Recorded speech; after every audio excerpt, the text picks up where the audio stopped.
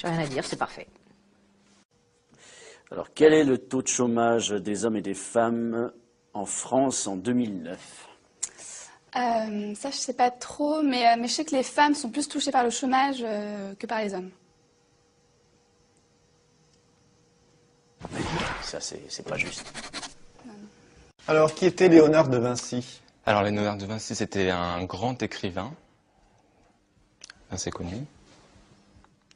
Et donc, on peut dire, comme œuvre, il avait fait le Da Vinci Code, donc avec Audrey Tautou.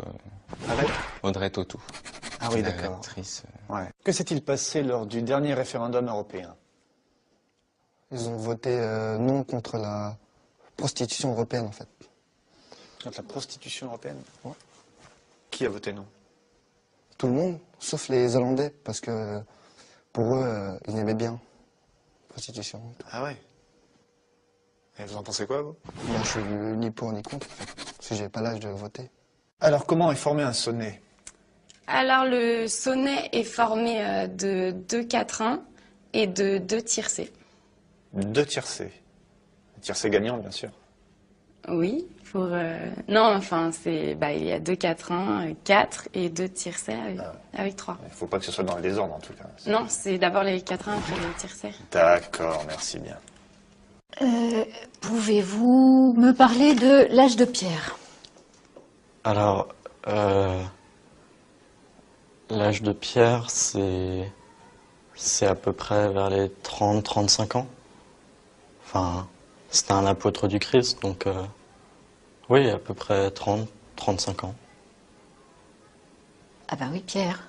Ouais. Alors l'âge du bronze, vous situez ça comment? Je dirais entre 50 et 55. Alors, pouvez-vous me parler, s'il vous plaît, de l'étranger de Camus, et plus particulièrement de la difficulté d'exprimer ses sentiments à travers cette œuvre? Les hommes n'arrivent pas forcément, les êtres vivants n'arrivent pas forcément à expliquer leurs sentiments. Enfin, si les chiens, en remuant la queue, on voit leurs sentiments. Enfin, un peu comme les hommes, en fait. On peut voir ça comme ça. Merci. Quelle est la capitale de Taïwan?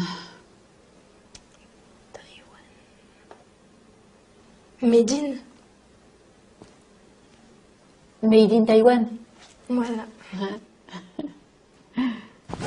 Oui, nous ne l'avons encore jamais faite, celle-là. Citez-moi une œuvre de Corneille, s'il vous plaît. Une œuvre de Corneille. Alors on vit chaque jour comme le dernier. Parapapin. Je continue ou... Oui, c'est un vrai plaisir. Si j'avais su comment la mort nous a frôlés. Oh, alors on vit chaque jour comme le dernier. Parce qu'on vient de loin. Ah ouais, ça je vous le confirme. Déclinez-moi le verbe être. Yes. To be, I be, beat.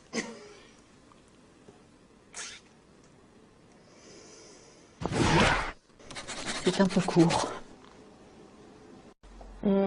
Qu'est-ce qu'on appelle le libre-échange? Le libre-échange, c'est quand tout le monde couche avec tout le monde. C'est libre. C'est entrée libre, quoi, c'est libre. Bah voilà, libre-échange. Voilà. Tout le monde couche avec tout le monde. Et voilà.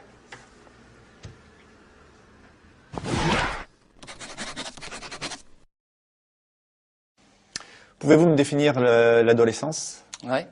Alors, l'adolescence, c'est une période qui sépare la puberté de l'adultère. De l'adultère, d'accord. Et il se passe quoi dans cette période? Ça change. Ça évolue. C'est une mutation. Voilà. Alors, qu'est-ce qu'un polygone? Donc, un polygone, c'est une figure de style qui a plusieurs bordures. D'accord. Et un triangle? Et un triangle, en fait, c'est un carré à 3 côtés, quoi. D'accord. C'est des figures qui sont définies en fonction de leur côté, donc. C'est ça, ouais. C'est compliqué, tout ça. Merci. Quelle est la filiation entre Louis XV et Louis XIV? c'est l'arrière-petit-fils de son oncle Louis XIV.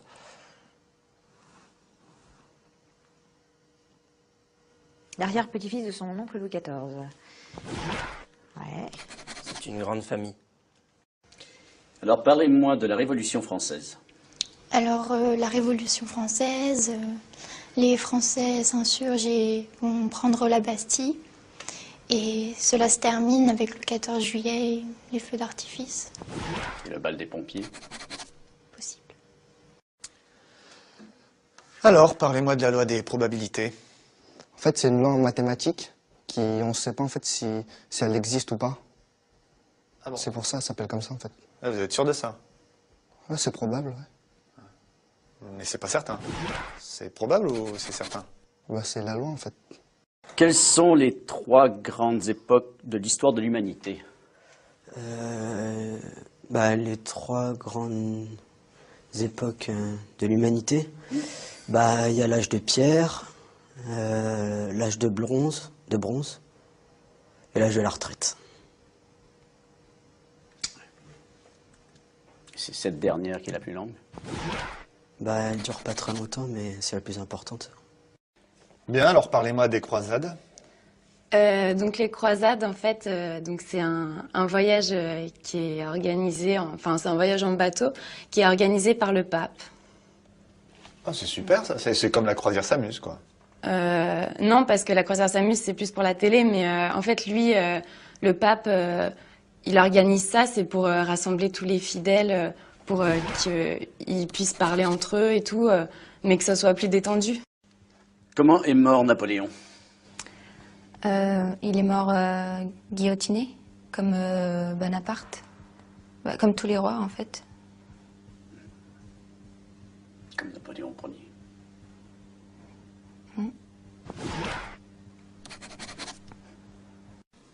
Quelle est la hauteur du Mont Blanc?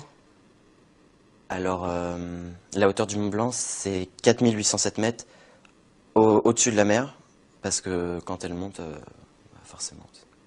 Ça change. Oui, c'est plus court. Oh là là, oui, bien sûr. Je vous remercie. Quel est le plus grand navigateur de tous les temps? C'est Internet Explorer.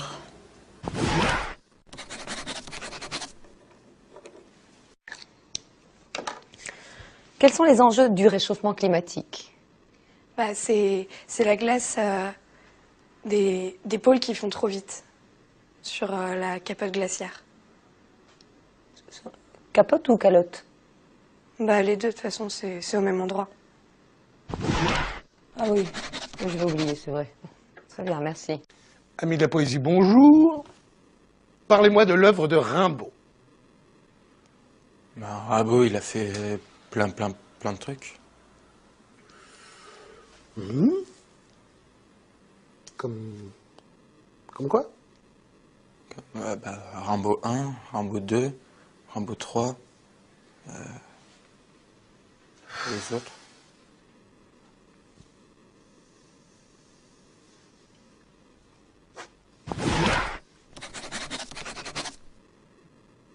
Alors, de quelle œuvre est tirée la citation suivante? To be or not to be?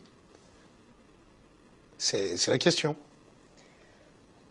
Alors, c'est dans Question pour un champion, avec Julien Lepers. Alors, mythologie grecque, parlez-moi de Plutarque. Vous avez lu Plutarque? Ouais. Alors, on va parler des Amazones, allez-y. Oui, d'accord. Alors, les Amazones, c'est un peuple de guerrières très féroces, plus que les femmes encore. Plus que les femmes? Ça devait être quelque chose alors. Vous pouvez rien faire. Alors, quelle est la capitale de l'Argentine? Je l'ai vu hier dans Mission Express. Ouais, allez, je vous aide. Je vous donne un indice. Ah oui, Buenos Dias.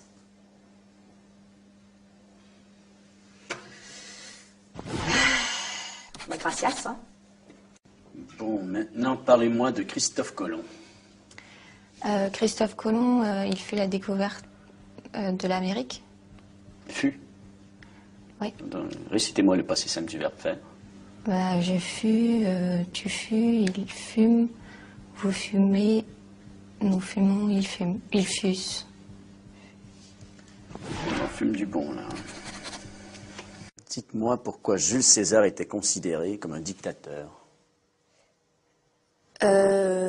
Donc il était considéré comme un dictateur parce qu'il était très capable de dicter plusieurs lettres